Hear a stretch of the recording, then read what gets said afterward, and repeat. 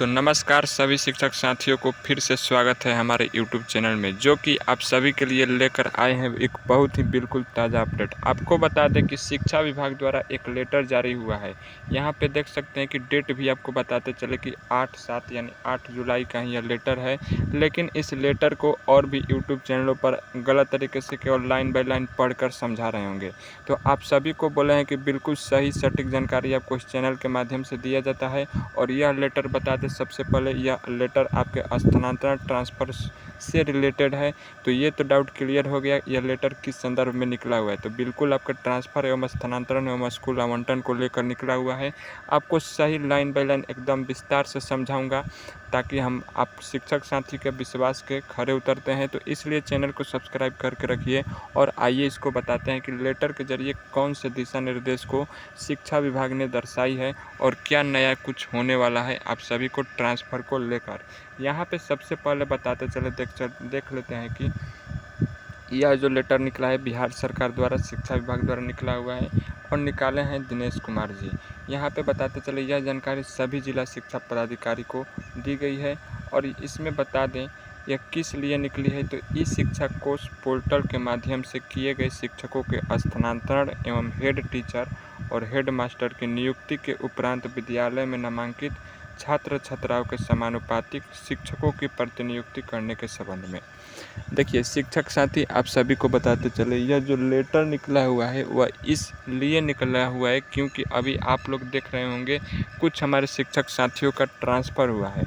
जैसे में head master हो गए, एचएम हो गए, हेड टीचर हो गए, इन सभी की अभी प्रखंड विकल्प का चॉइस का ये सभी प्रक्रिया चल रहा था। आप लोग तमाम यूट्यूब चैनलों के माध्यम से सुने होंगे। मैं भी आप सभी को बताया था कि हाँ अभी हेड मास्टर की स्कूल अलॉटमेंट हो चुका है, इनका ट्रांसफ़र चल रहा है, तबादला चल रहा है। तो ऐसे में क्या हुआ था, तो मान लीजिए ए नंबर का कोई एक विद्यालय है और 2 नंबर का कोई एक अदर विद्यालय है। ध्यान से समझिएगा, एक में से चले गए हेड मास्टर सेकंड विद्यालय में, और लेकिन इनका यहाँ पर का जगह खाली रह गया।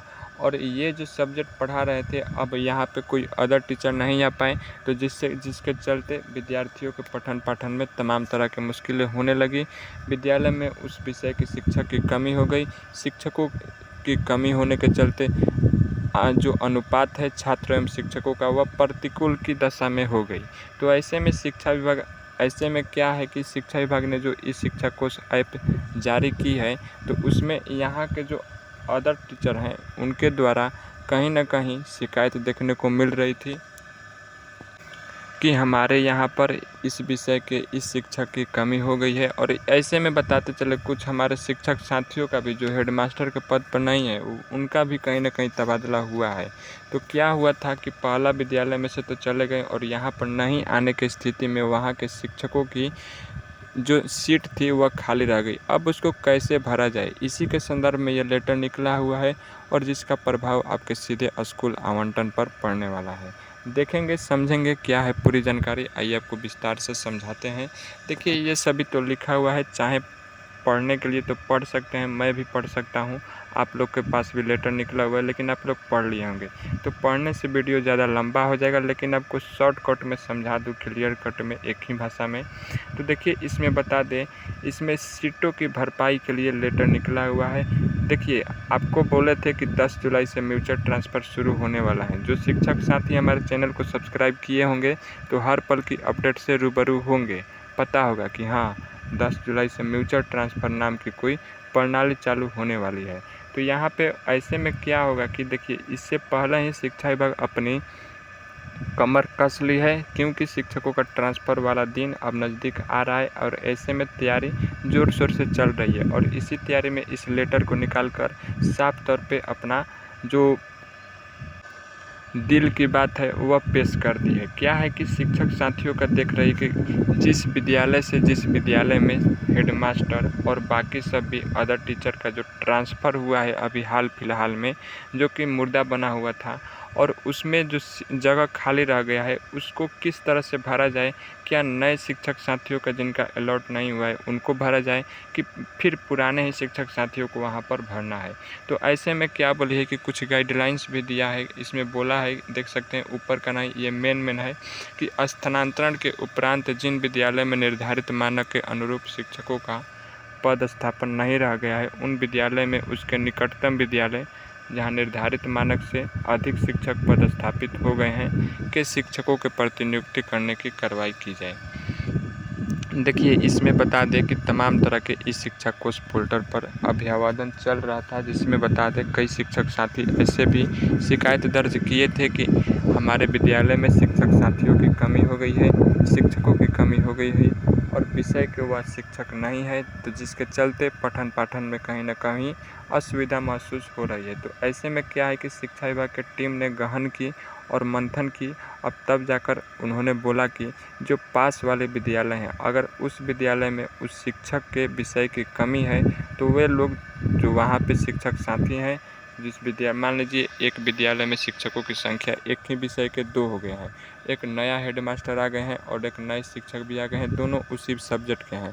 तो क्या होगा कि उसके बगल वाले गांव के यानी बगल वाले विद्यालय के जो टीचर हैं, जो विषय है वहाँ के विषय की कमी है, टीचर की विषय के वहाँ के जो विषय पढ़ा रहे थे टीचर वहाँ की कमी है, तो ये शिक्षक साथी वहाँ पे चले जाएंगे और ऐसे में यहाँ के जो हेडमास्टर होंगे उनको ये जिम्मेदारी सौंपी है शिक्षा विभाग और ये भेजेंगे कि आप बगल में स्कूल में जा सकते हैं, क्योंकि इसे ही प्रतिनियुक्ति बोला गया है शिक्षा विभाग के शब्दों में कि प्रतिनियुक्त करना मतलब पहले से जो थे उसको फिर से नियुक्त किया गया दूसरे विद्यालय में। और हाँ, इस सावधानी को भी देखनी है, हाँ, प्रतिनियुक्त करते समय इस सावधानी को भी देखनी है वहाँ के विद्यालय के शिक्षकों द्वारा। अगर यहाँ पे देख सकते हैं कि साफ तौर पे लिखा गया है दूसरा में कि देख सकते हैं कि शिक्षकों के प्रतिनियुक्ति किए जाने के दौरान निर्धारित विषय का भी ध्यान रखा जाना होगा। अब ये नहीं कि मान लीजिए बगल वाले विद्यालय में हिंदी सब्जेक्ट का टीचर की सीट खाली है और यहाँ से भेज रहे हैं आप लोग मैथ का, ठीक, तो ऐसे में क्या होगा कि डिफरेंस हो जाएगा। तो आप लोग को सब्जेक्ट का भी ध्यान रखना है। सभी जिला शिक्षा पदाधिकारी को यह सूचना बोली है शिक्षा विभाग ने कि अगर प्रतिनियुक्त होंगे तो इसमें सब्जेक्ट को भी ध्यान में रख के प्रतिनियुक्त करना है। और तीसरा बात क्या है, जो कि ये बातें मोस्ट इम्पोर्टेंट है, केवल आप लोग अदर चैनलों पर लाइन बाय लाइन पढ़ देते होंगे, ये हो गया, ये होने वाली है, ये होने वाली है, हाँ लास्ट में ट्रांसफ़र होगा।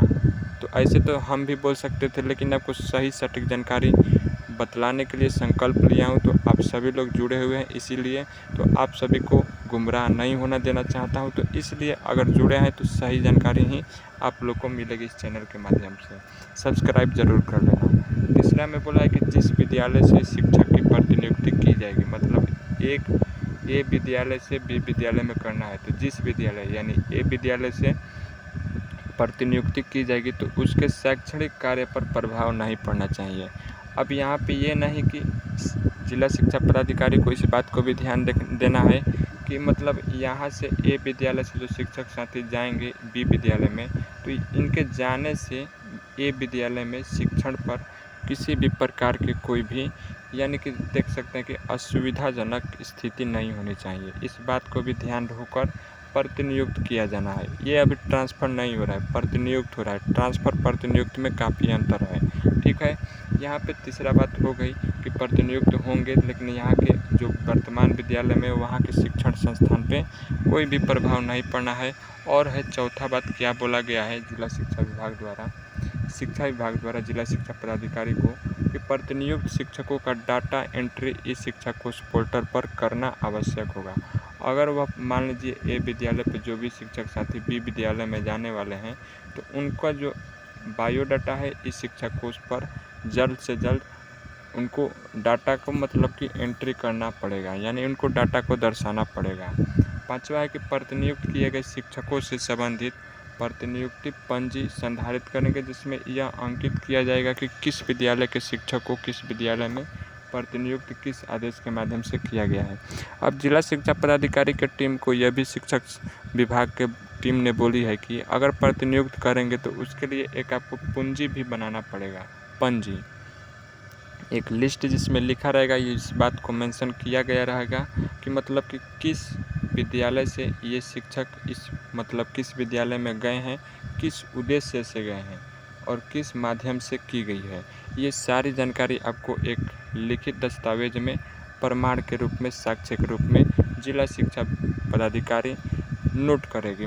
जिला शिक्षा पदाधिकारी एक लिस्ट तैयार करेगी जिसमें इस बात को बताया जाएगा कि आप किस विद्यालय से थे, किस विद्यालय में गए हैं और किस सब्जेक्ट के उद्देश्य से गए हैं।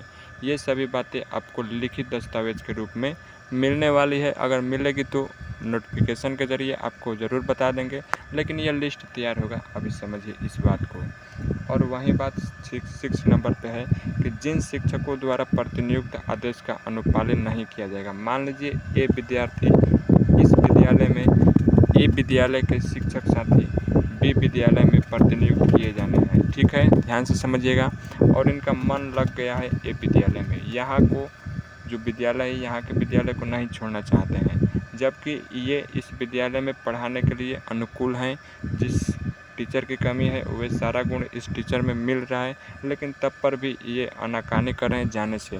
तो ऐसे में क्या होगी कि वही बात बोला गया कि ऐसे में अगर शिक्षक साथी इस प्रकार के व्यवहार करते हैं तो उनके ऊपर कहीं ना कहीं शिक्षा विभाग की टीम कार्रवाई भी कर सकती है। यहाँ पर लिखा है साफ तौर पे कार्रवाई करना सुनिश्चित करेंगे, कर सकती है नहीं, कार्रवाई होगा ही। तो आप लोग ये तो समझ गए। देखिए ऐसे क्यों शिक्षा विभाग आखिर कर रही है, तमाम तरह की ट्रांसफ़र से पहले प्रतिनियुक्ति लाई है। तो ऐसे में क्या होगा कि शिक्षक साथियों के लिए जो ट्रांसफ़र का रास्ता होगा बिल्कुल आसान हो जाएगा, क्योंकि शिक्षा विभाग देख लेगी कि हाँ कहाँ पर शिक्षक साथी की कहाँ पर अनुकूल दशा है, किस जिले के किस प्रखंड में और किस विद्यालय में शिक्षक साथियों का जगह खाली है, तो वहाँ पे आवंटन करना शिक्षा विभाग को आसान रहेगी। कहीं ना कहीं ये सारी जो तमाम जानकारी जो निकली हुई है, इसके चलते शिक्षा विभाग आप सभी के लिए ही स्कूल आवंटित करने के लिए ये सभी गाइडलाइंस जारी की है। और अभी प्रतिनियुक्ति कुछ देर चलेगा, कुछ दिनों तक, और फिर इसके बाद ट्रांसफ़र एवं स्कूल आवंटन की प्रक्रिया शिक्षा विभाग द्वारा कहीं ना कहीं शुरू की जानी है। जैसे ही और भी कोई लेटेस्ट अपडेट आती है तो आपको इस चैनल के माध्यम से ज़रूर बता देंगे। सब्सक्राइब करके रखना, लाइन बाय लाइन हर कोई पढ़ देता है, लेकिन इस चैनल के माध्यम से विस्तार एवं विश्लेषण के साथ आप सभी को जानकारी मिलता है। तो इसलिए चैनल को ज़्यादा से ज़्यादा दोस्तों में भी शेयर करेंगे और भी शिक्षक साथी भारी मात्रा में जुड़ेंगे। तो मिलते हैं नेक्स्ट वीडियो में। आप कुछ देर और इंतज़ार कीजिए, जल्द ही आपको स्कूल आवंटन का भी खुशखबरी इस चैनल के माध्यम से और शिक्षा विभाग के भी माध्यम से देखने को ज़रूर मिलेगा। जैसे ही शिक्षा विभाग से निकलेगी, सबसे पहले आपको इस चैनल के माध्यम से सही गाइडलाइंस देखने को मिलेगा। मिलते हैं नेक्स्ट वीडियो में। शिक्षा विभाग के प्रति कोई भी अपशब्द का प्रयोग नहीं कीजिएगा, क्योंकि कार्यरत है और जल्द आपका परिणाम आने वाला है। तो मिलते हैं नेक्स्ट वीडियो में। शेयर करना ना भूलिए, नए हैं तो सब्सक्राइब ज़रूर कीजिए।